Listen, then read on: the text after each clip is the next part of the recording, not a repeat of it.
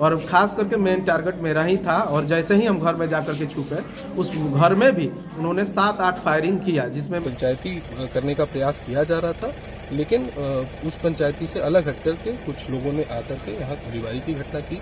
और शंकर जी बताइए, गोली कैसे लगा है, कौन मारा है आपको?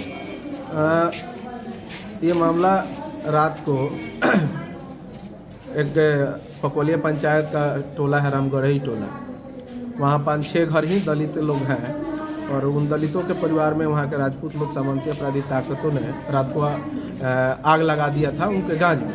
इसी को लेकर के उस दलित परिवारों ने उनको थाना में आवेदन दिया। और आज सुबह 9 बजे मुझे कॉल करके बुलाया कि आइए, थोड़ा सा मामला इस तरह का है। जब हम 9 बजे वहाँ पहुँचे तो 10-15 की संख्या में अपराधी तो आ गए और लाठी डंडा से लेकर मारपीट करने लगे।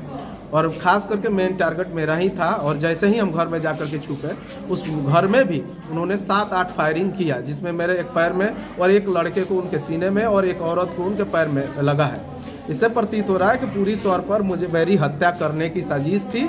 लेकिन हम इस हत्या से नहीं डरे हैं, क्योंकि भाजपा सरकार जब से आई है, दलितों की लगातार हत्या, उसी समान में 26 नवंबर को संविधान दिवस के दिन दलित की हत्या कर दिया गया था। हत्या करके रास्ते पर उसको शव को फेंक दिया गया था, लेकिन अभी प्रशासन ने उसमें कोई कार्रवाई नहीं किया, जिसके वजह से उन अपराधी तत्वों का मनोबल बढ़ा हुआ है। पंचायती करने के लिए बुलाया था लोग, गोली मारने की नियत से? हाँ, हम तो केवल गए थे कि भाई दलितों से मिलेंगे, क्या मामला है जानेंगे।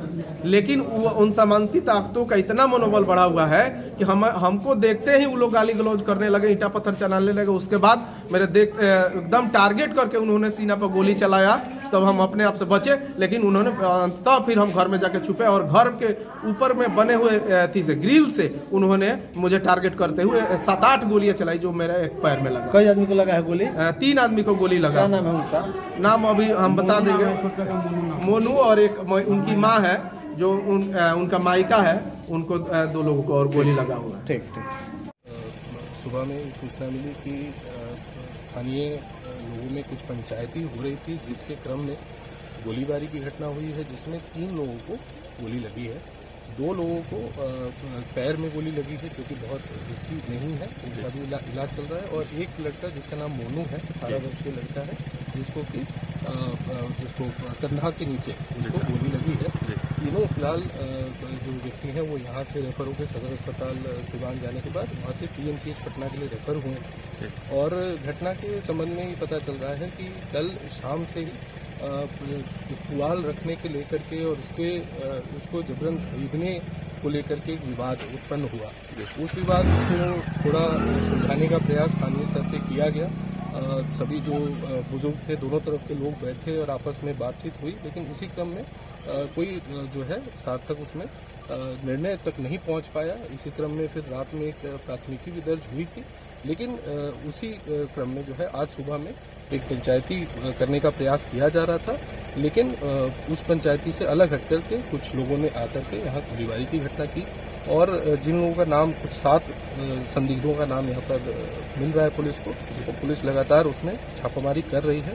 हमें आशा है बहुत जल्दी जो लोग गुनहगार हैं, जिन लोगों ने सुनियोजित ढंग से इस घटना को अंजाम दिया है, वो लोग जरूर पकड़े जाएंगे। स्थिति समान है सर?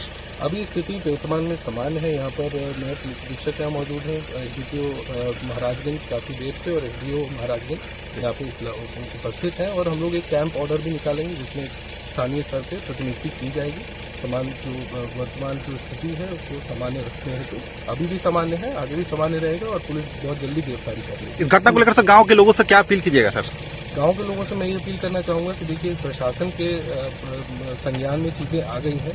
यहाँ पे सीनियर ऑफिसर्स भी आ चुके हैं, सभी मामले को जांच की जा रही है और भी गहनता से पूरी जांच करते हुए जो आवश्यक कार्रवाई है वो प्रशासन द्वारा किया जाएगा। सभी लोगों से अपील है कि अपने घरों में रहें, अनावश्यक कोई भी तरह की बयानबाजी या कोई भी इस तरह की चीज़ें कानून को अपने हाथ में लेने वाली इसी चीज़ों से बचें।